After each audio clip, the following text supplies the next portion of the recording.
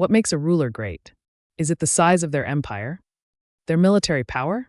Their lasting legacy? What if I told you about one of China's most famous emperors? A man who expanded his empire to colossal sizes.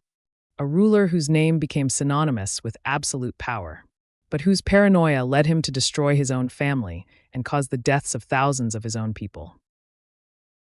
This is the story of Emperor Wu of Han, a man who was both a legendary hero and a devastating tyrant. He launched decades of massive military campaigns against the empire's greatest threat, the nomadic Xiongnu Confederation to the north. But his ambition didn't stop there. He sent his armies surging in all directions, south into modern-day Vietnam, east into Korea, and west deep into Central Asia, pushing the borders of his empire to unprecedented limits. His armies opened up the legendary Silk Road, connecting China to the west for the first time. This was his glorious legacy. But such ambition came at a tremendous cost. Constant wars drained the treasury and countless soldiers and families suffered. The people were squeezed dry to fund the emperor's wars. Farmers were forced to become soldiers, leading to food shortages. The very people he was supposed to protect were now suffering for his ambition.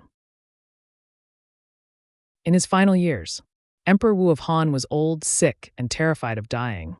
He became obsessed with magic and superstition, desperately trying to find a way to live forever. A cruel and sneaky official named Jiang Chong saw this as his big chance. Jiang Chong was afraid of the emperor's son, Crown Prince Lu Ju. The prince was a good and kind man, and Jiang Chong knew that if the emperor died and the prince became the new ruler, he would be in trouble for his past crimes. So, he went to the paranoid emperor and claimed that dark magic was the reason for his illness, volunteering to lead the search for the curses. With the emperor's permission, he searched everywhere in the palace, and, unsurprisingly, discovered cursed dolls and dark magic spells buried in the ground near the crown prince's quarters. These were most likely items he had planted there himself. The crown prince was shocked and scared. He knew he was innocent, but he also knew his sick father would never believe him. His advisor told him, "This is a trick, just like in the old days. If you do nothing, you will be killed." Trapped and with no way to prove his innocence, the prince made a desperate decision. He decided to strike first. He executed Jiang Chong on the spot, also killing the witch who had helped him. But one of Jiang Chong's men escaped and ran to the emperor's summer palace. He lied, saying, "The crown prince has rebelled. He has raised an army to steal your throne." The old emperor, far away and fed lies, was furious. He believed his son was a traitor and ordered his army to crush the rebellion. The prince had no choice. In desperation, he scrambled to assemble a force. He mobilized the guards from his mother's palace and his own, and even released prisoners to bolster his ranks. For 5 days, a bloody civil war raged in the streets of the capital city. Brother fought against brother. Tens of thousands of soldiers and innocent people were killed. The prince's makeshift army was no match for the emperor's professional soldiers. He was defeated and forced to flee the city. His mother, Empress Wei, knew what would happen when the emperor returned. She committed suicide. Not long after, the crown prince was hunted down.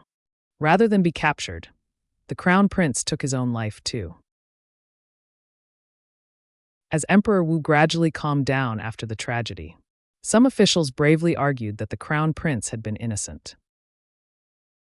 But it was too late. The truth was a crushing blow that left Emperor Wu overwhelmed with grief and regret. The emperor's fear and paranoia, exploited by an evil man, led him to destroy his own family and cause the deaths of thousands of his own people. The Witchcraft Disaster also led him to a deep reflection on the mistakes of his entire reign.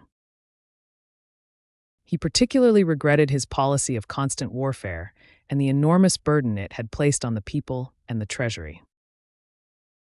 In 89 BC, he issued a famous proclamation known as the Luntian Edict of Repentance.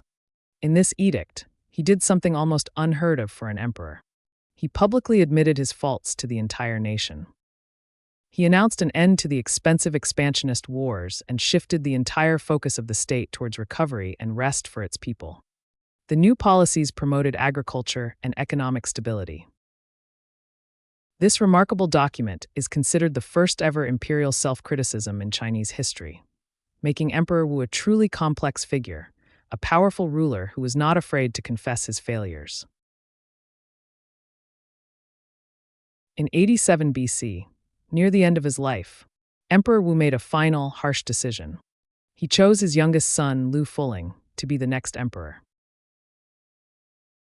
Knowing the child was too young to rule alone, the emperor set up a core team of multiple advisors to govern jointly on the boy's behalf.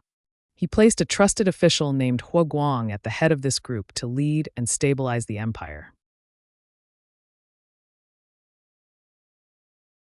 Remembering how past empress dowagers had seized power when an emperor was too young to rule, Emperor Wu feared the same would happen with Lu Fuling's mother.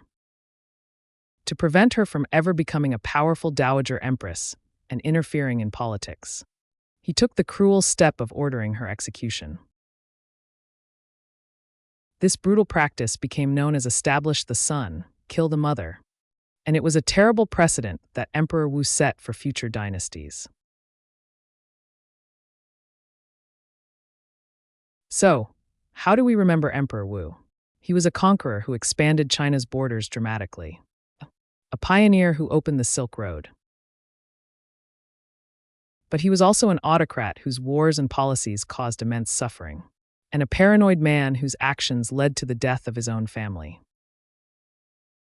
Love him or hate him, Emperor Wu of Han fundamentally shaped what China would become. His impact is still felt today. He was, without a doubt, one of China's most significant emperors. What do you think? Great emperor or terrible tyrant?